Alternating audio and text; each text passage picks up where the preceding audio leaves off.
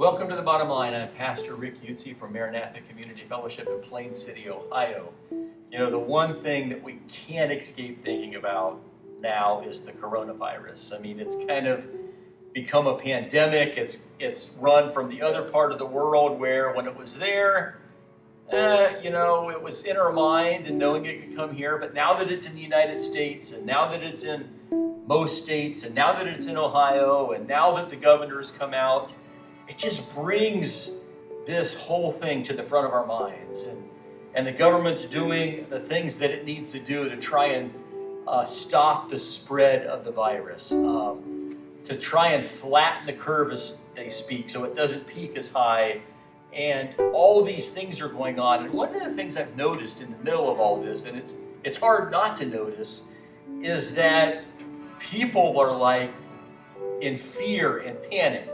And there is something, right, to kind of be afraid of, and that is this virus can cause you to be really sick, especially if you're old, especially if you have health conditions.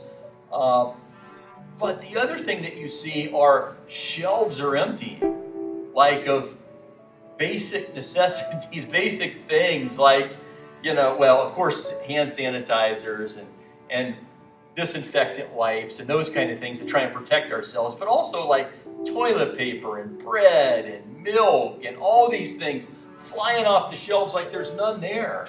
And as I thought about it, I was like, how should we as Christians react? And yeah, we need to do the sensible thing, right? And pay attention and do what we can to wash our hands and protect ourselves and not spread the virus. But in all these things, does fear and anxiety capture our hearts? Does it cause us to do selfish things? Does it cause us to hoard things when there are other people that need them?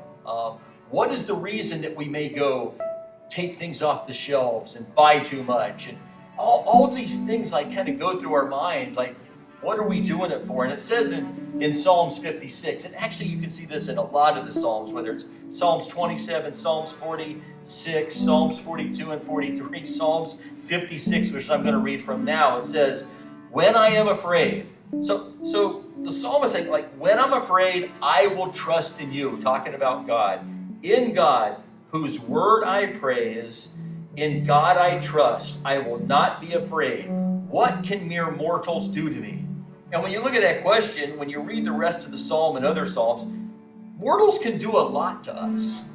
The point is not that we can't, that people can't harm us or that we can't be in bad situations. The point is that God's above them all. The point is that God's still in control. And that doesn't mean we're not going to get sick. That doesn't mean we're not going to catch the virus. It just means that we can trust Him. Do what we can, but trust Him. And it just got me to think, not only that, but my father-in-law passed away several days ago.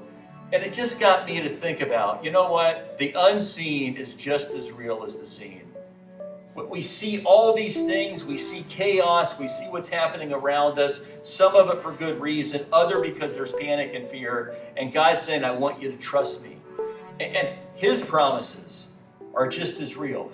My father-in-law, knowing that he trusted in the Lord and Savior, that he's in the presence of Jesus Christ, is just as real as his absence. As a matter of fact, it's more real because he gets to see what is now. He gets to be in the presence of Jesus. He gets to see the future. We're going to be in His presence forever if we love Him. That's the thing that I want us to concentrate on, is see God in all of this. That He hasn't lost control, that He isn't surprised, that in the coronavirus, He's there. And He's a very present help in time of trouble. And He wants Christians to be a very present help in time of trouble. So here's the bottom line. I hope and pray that in our hearts, that those of us who know Christ, even in the midst of this storm that's going on, that we are willing to spread the love and compassion and service of Jesus Christ to those around us in their time of need. Thank you for watching, and I'll see you next time on The Bottom Line.